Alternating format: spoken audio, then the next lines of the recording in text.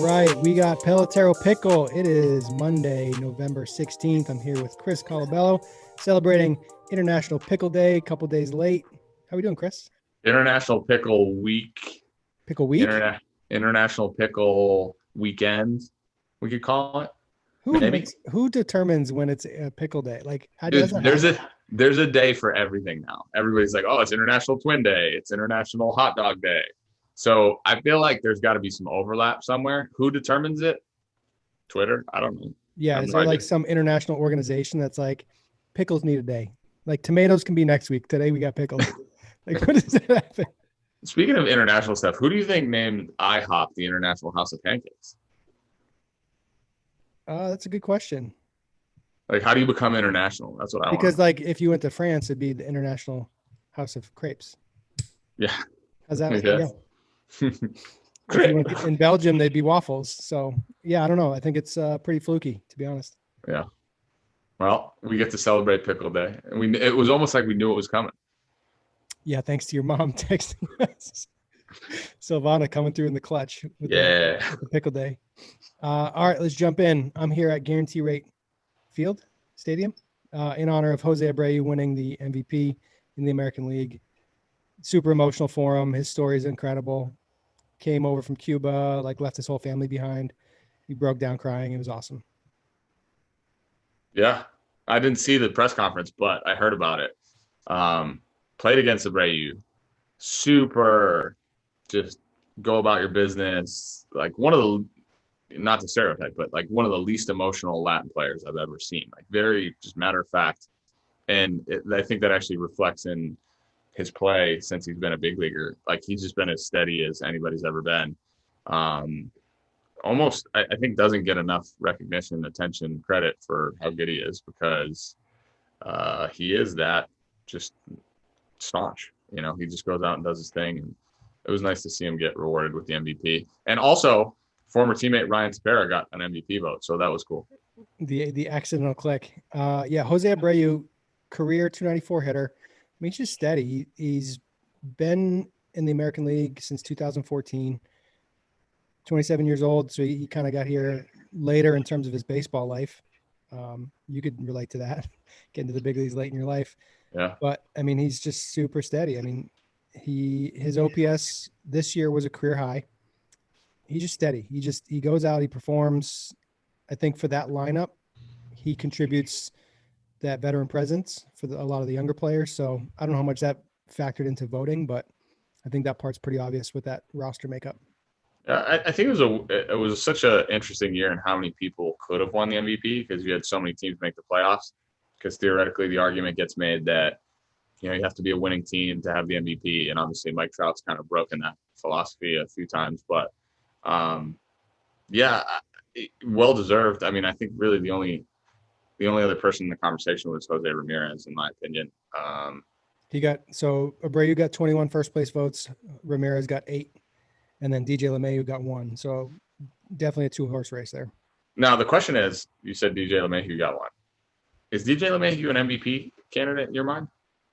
Like, should he have been, or could he be? Like, is he even the MVP of the Yankees? I mean, and it's hard to say no because he led free world in hitting and was really good. So he actually LeMahieu's OPS was it was 1.011. So he was over 1,000 for OPS. So I believe that led the league, at least the American League in OPS, which is to me one of the best indicators. He had 364, 10 homers. I mean, he's just not like, he's a dangerous hitter, but is he feared? It's kind of a weird dynamic. Yeah, all he does is hit, hit, hit, no matter what. All he does is hit, hit, hit, no matter what. And oddly enough, he uses the right side of the field abundantly. Weird. Yeah. He's a good hitter, man. It's weird. It's just weird to think about him in that conversation because when you think of the Yankees, you got so many horses. Like I'm hard pressed to say Luke Voit wasn't a more impactful player. And this is me talking. This is Johnny batting average saying, the guy with all the homers probably was like a more, I don't know, not necessarily a steadying force, but more impactful. And I mean, Voit really took on a lot of that responsibility when Judge was out and Stanton was out, and the middle of the order bats really were kind of lacking. but yeah, I mean, again, I could see it going any way. At the end of the day, it's just a bunch of people's opinions where they click on some buttons and put in votes, and that's how Ryan Tepera got a vote. Ryan Tepera, congrats on an MVP vote this year, man. You're doing it. I think the National League is pretty interesting. If you look at Freddie Freeman won, awesome player. His teammate had more hits, more homers, more RBI, walked a few less times. Batting average was less by 3 points, higher OPS. So Ozuna, his OPS was just a little bit lower. Juan Soto, who got fifth, had higher batting average, same amount of homers in less games. So in way less games because 13 less games. He missed some games for fake COVID. And then he came back and he was just hitting rockets his first day. I remember seeing it like that first week he hit a ball out of what's it called? Not Shea Stadium. What is it now? Big Apple Stadium. God, what's it called? Citi Field. Gosh, I can't believe I forgot that. Does that mean I'm getting old? No, it means the Mets have been pretty relevant. Now that they're not going to be with new ownership coming in. Yeah, new owner. Who knows? So we're just going completely off the script here. What do you got on that? His press conference was electric. This he's a fan first. I feel like he's going to be the new Steinbrenner. Love fans first owners. You need fans first owners. Gotta happen. Like in addition to fan first, this dude he's the richest owner in baseball now. Yeah. So now he's got New York City, which is a huge draw for a lot of players, I feel like. But his passion, like Stroman took the qualifying offer basically because of the press conference. So that's what it seemed like. I mean, like Stro, and it was a good option for him. And it's $18.9 million. So yeah, the tweet was like, "Yeah, I'm excited to play for you, but cool, like 18.9." Like I'm gonna put that right there. But yeah, I mean, I've liked everything I've heard about him. Seems like a pretty down to earth guy. I was listening to a show this morning about how to use his money wisely. And I forget the name. It was on MLB Network, but the guy was talking about how he shouldn't necessarily go after big free agents, but his ability to create depth in like the bullpen, where typically a guy gets like 2 years, 14 million. He can come and be like, "Oh, I'll give you 17 million. Or I'll give you a couple more million," and just to get those like really good role players where he can offer just a little bit more. Or he should just pay everybody everything and then win. I'm a player. I'm biased. I think everybody should get paid.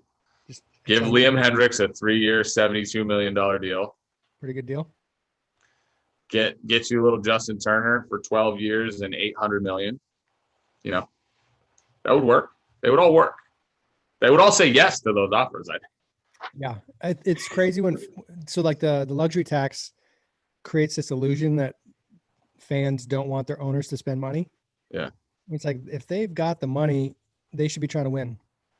Or they're running it as a business. It's a business. I think that's the part that really pains me about, like, from the fan perspective. It's like, so if you're saying this guy shouldn't get this money, all you're saying is that you want the owner, who's a bajillionaire, to have it. So you're like, it's not like if the player doesn't get it, they're going to give it to you, or they're going to lower ticket prices. So I need that dynamic to be out there where it's just kind of, hey, don't worry about the luxury tax thresholds. It's just the money's going to cycle back through the league. They're going to pay it to the league.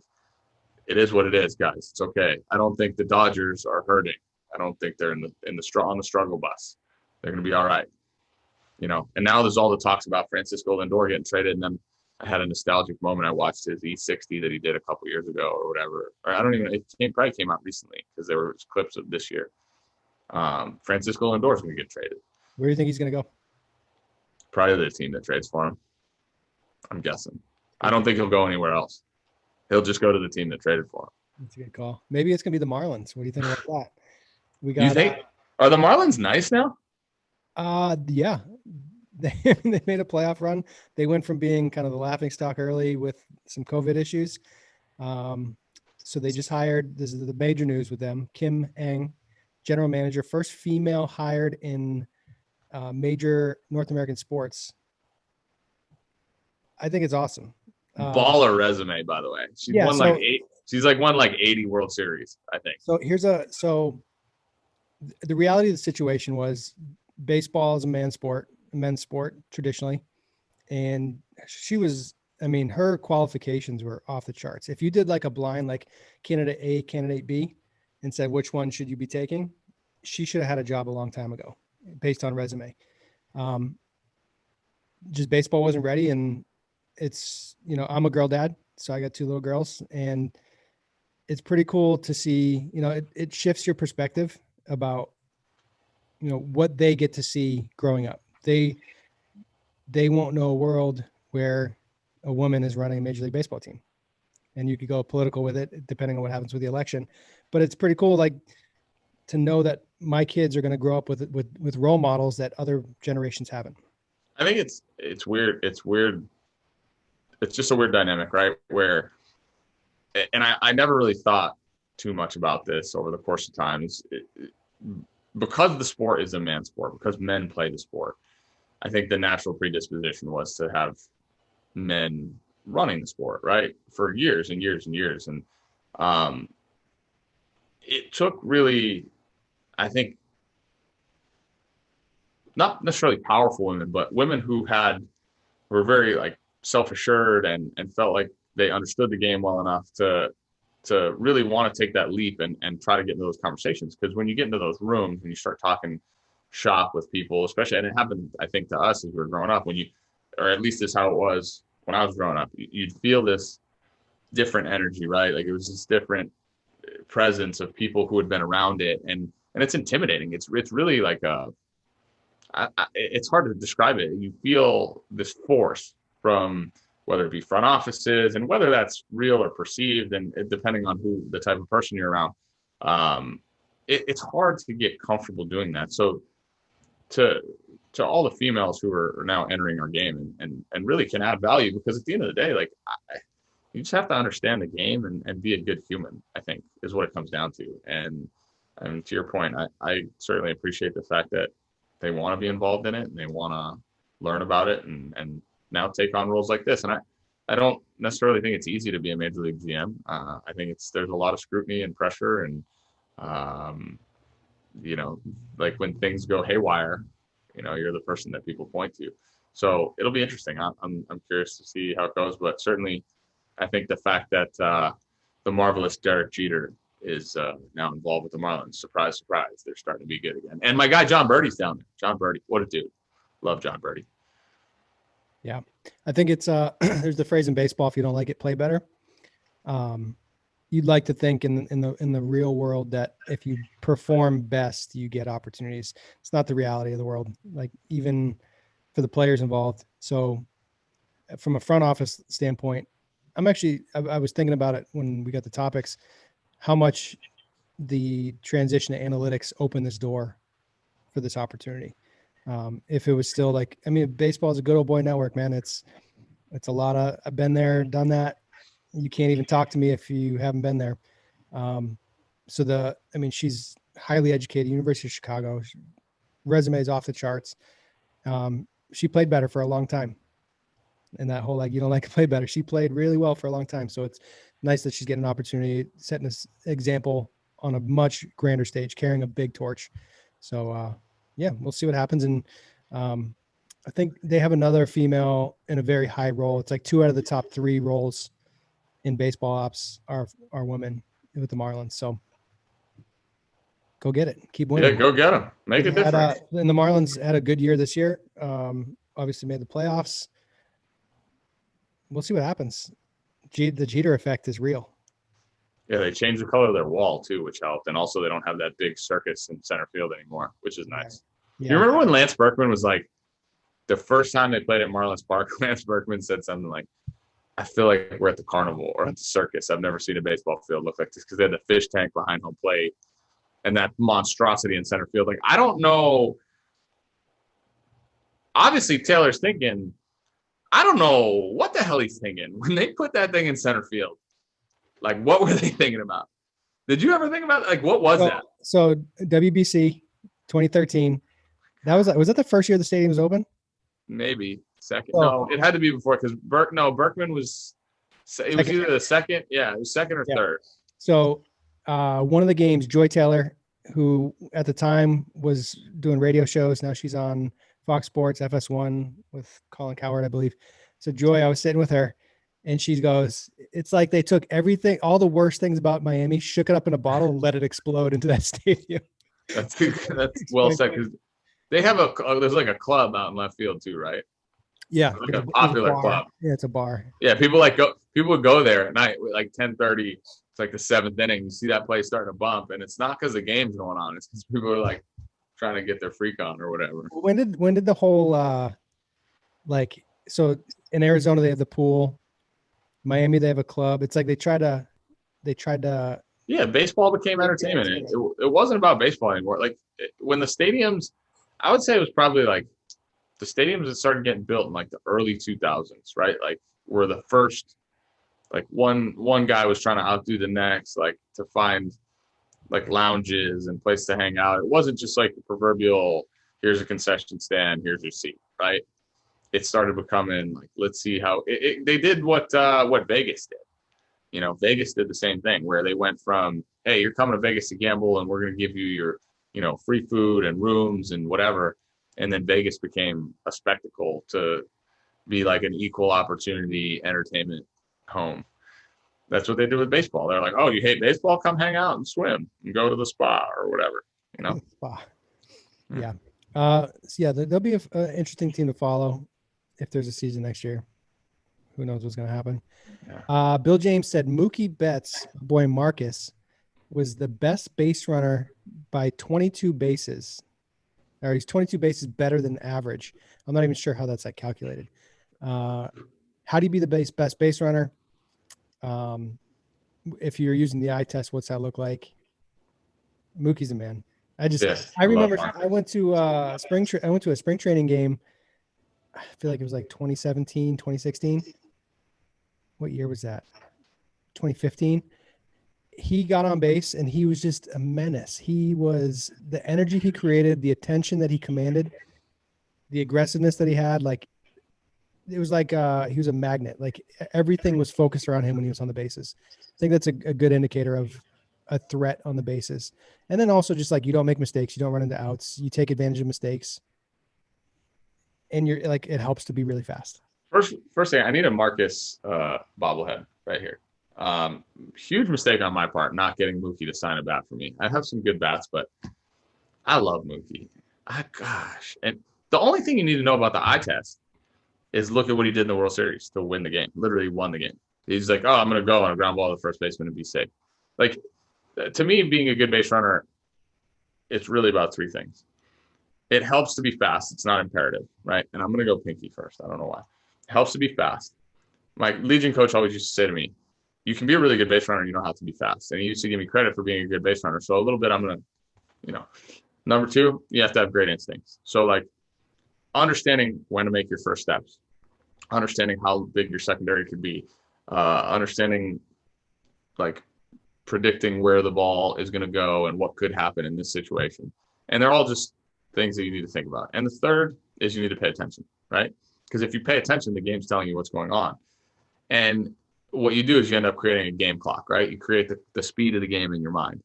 And then you can see things. You can see when you're going to be safe, when you're going to be out. If you go, if this, then that, right? It's just a big algorithm that you run in your head. And to me, watching him is he's always prepared for whatever circumstance it is. And now I don't watch him run the bases at all, unless it's like the playoffs. But one of the things you always notice is he's just in the right places at the right times. And obviously having speed helps him. So how do you be a good base runner? Instincts and pay attention. And maybe those are both the same thing. Just create instincts, like train yourself to have the instinct. When the ball goes here, I'm going to do this. And it's the same thing as playing defense, really. And I think they go very much hand in hand. Now, to say that he was 22 bases above average times outs minus runs plus WAR, I don't know what that means. But yeah, Mookie's a pretty good base runner. Like it's like range factor per 9 innings at a position. Like what is that? Well, how do you know that his range factor was better? I watched the game. That's how. I just watched. Yeah, I think looking for opportunities is a trait of a really good base runner. They're looking and anticipating failure. They're playing out scenarios in their heads before they happen.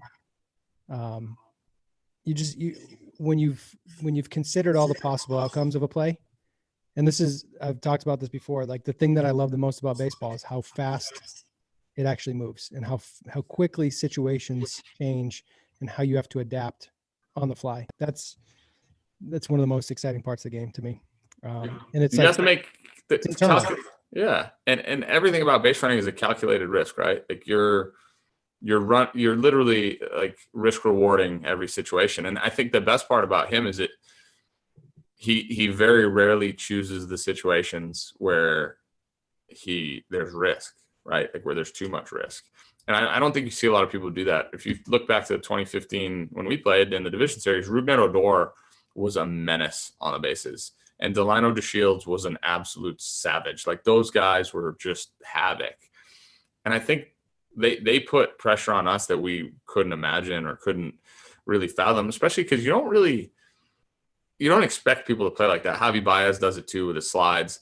So if you have this like kind of reckless abandon, but that's like super controlled, you can do a lot of damage on the bases in the big leagues because nobody expects it. People just don't expect those things to happen because their presumption is, okay, well, everybody can field and everybody can throw. So when you run the way those guys run, and again, picking the spots when to put pressure on teams, because it's the same game ultimately as it is at lower levels, and people are human. And like I said, if you pay attention, I think you can do a lot of stuff.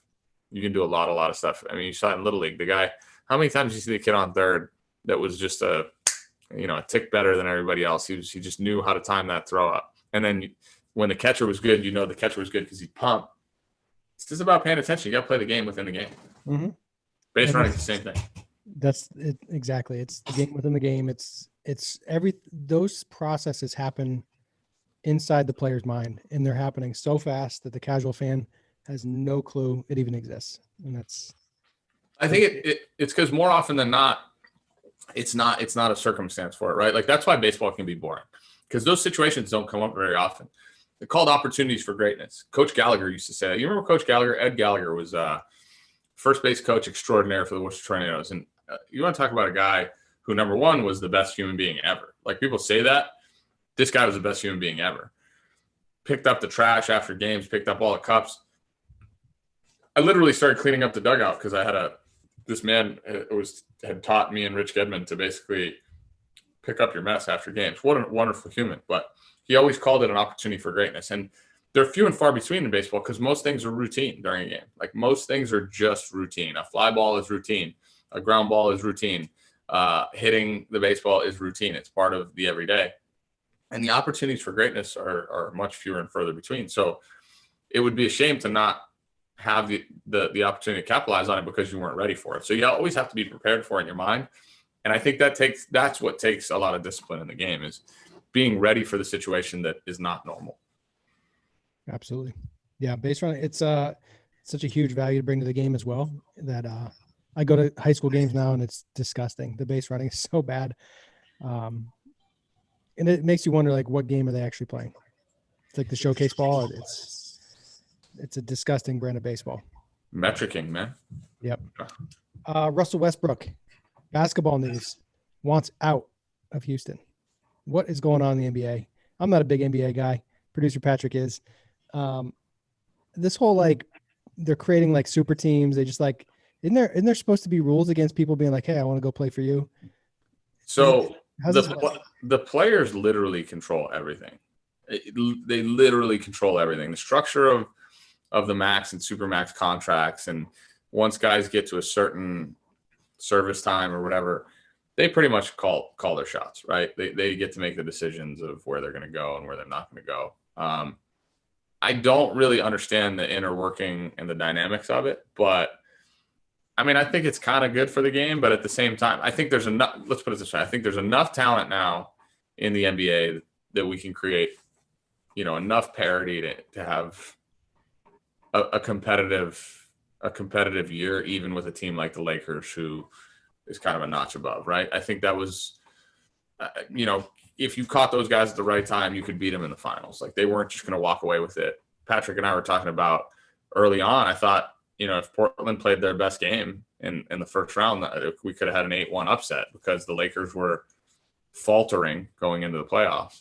And then they just kind of flipped the switch back the other way and won. But I don't necessarily think creating a super team or the players having the ability to kind of dictate their own terms and getting to do what they want is really bad for the game anymore, because there's enough talent that I think there's an opportunity to win on both sides in the East and the West.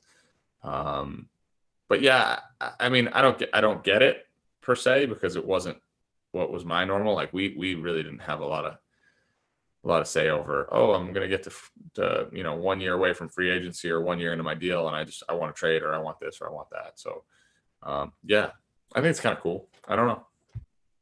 Just two thoughts on that real quick.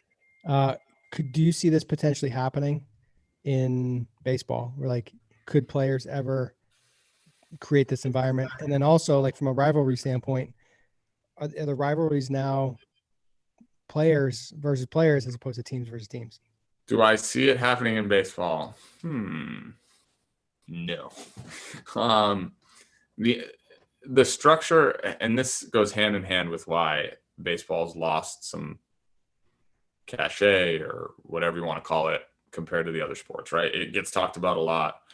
Yeah, viewership of the World Series was down.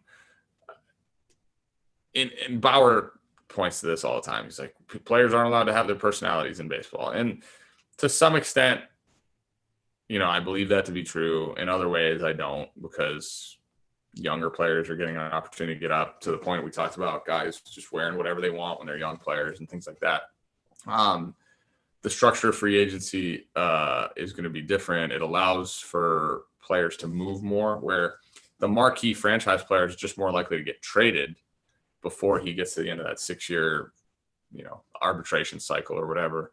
And I think that's the hard part, is you don't have the no trade clause because of the structure of the contract. So until the structures of the contracts fundamentally change, and until the owners really allow it to be a players' league, and they've been reluctant and resistant to that. And baseball's worked for a long time. Is it working now? I mean, I don't think anybody's going to the poorhouse, or like there's anybody that's going to challenge the sport. So it's just a lesser version of working, I guess, and maybe they'll make their adjustments, maybe they won't, who knows. But I fundamentally don't see baseball ever shifting until the salary structure changes. And that's the hard part, is like, you get your first 3 years, you're on league minimum deal, and then 3 years arbitration, sometimes 4, depending if you're a super 2. So literally it's like 7 years of team control until now you're 29, 30, 31, depending on the time. And that makes it harder. Where in the NBA, you get kids that are 25, running the league. They're running the league, literally. And baseball's trying to get younger, but their salary structure and their pay structure won't allow that to happen. And not to mention the fact that the experience factor and the maturity factor of baseball, and needing to have enough at bats under your belt to really understand how to play at a high level, or at your highest level, I should say. It's just a different game. And I fundamentally personally don't think it can happen. I would tend to agree with you. All right, quick post show. We're going long on time here. We're going to go one post show question. Name one player from one sport you would want to see play another sport. So we're not even going to be baseball focused on this. Pick a player you would want to see play a different sport. I mean, the obvious answer is I want LeBron to play football. That was mine, 100%. Yeah, so I can't even say that. I got to think of something else. I'm gonna let you have that one. You've seen Giannis swing a baseball bat, right? When they had the. I would like to see Trout be a running back. You think he'd be like Bo Jackson? I don't know. Is he that fast? Is he that strong? Probably. Or like, how about Mookie? How about Mookie returning a punt? Yeah, he reminds me of Deontay Harris, Assumption's finest. Punt returner receiver for the New Orleans Saints, Assumption's finest. He's even finer than me. It would be an Assumption's finest. Let me try to think of a good one off the cuff, because I saw the question. I didn't give it too much thought. What about like a pitcher that you would want to be? This is basically baseball to football. A pitcher you would want to see be a quarterback. Oh, man. I feel like the Stroh is a good enough athlete to play quarterback. He could run. I hate saying that. I don't want to give him that credit. He's too short, though. He can't see over the line. Kyler Murray's small. He just made the ridiculous Hail Mary. Did you see that throw? Pretty good. That was stupid. Pretty good. I couldn't believe it. Oh, how about Nick Chubb just devastating fantasy owners yesterday? What happened with that? I saw like a replay, but I didn't get the story on it. It was it for the spread? Trying to kill the clock? What? No, how did he he was score? just trying to kill the clock. He was just being first team all good teammate. Like he just Why wanted to didn't be he able to score, snap though? the ball and down it. Scoring would have it literally wouldn't have changed anything, right? Scoring is actually probably a better play in that point, but then you could make the argument that kick return for a touchdown, onside kick, get the ball back, versus like having to snap the ball once or twice and kneeling on it. But man, I got Nick Chubb back this week in fantasy, and he just left 6 points just laying out there. And all the people that had Cleveland -3.5 are like, wah, wah, wah. I don't know much about it other than what you just told me. So it sounds like I mean, he literally could have fallen smart into the end zone. I saw him he just turned left right at the pylon. But all right, a lot of stuff going on in the sports world. I feel like we're gonna get hot stovey in future pickles here. No winter meetings; they've been canceled. The ABCA is virtual. Mohegan Sun's virtual. So everybody should tune in to Pickle. For sure.